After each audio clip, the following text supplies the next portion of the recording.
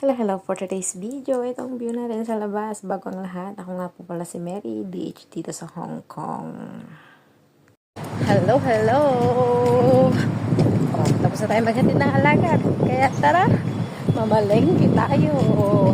Yung isang putahe lang naman yung bibilin ko. Ipon lang. At yun lang ang talagang bibilin ko.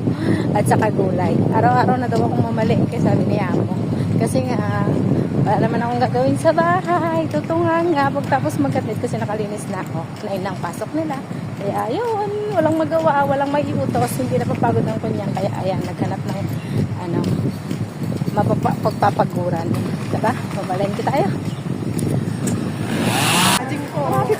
At ito na naman yung view dito sa Sayingpun Market. Ayan. Diretsuhin lang natin yan. At dun yung market sa baba.